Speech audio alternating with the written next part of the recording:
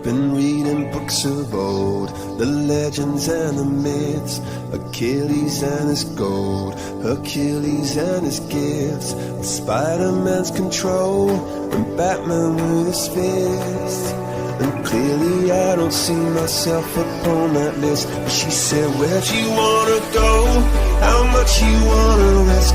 I'm not looking for somebody with some superhuman gifts, some superhero, some fairy tale bliss.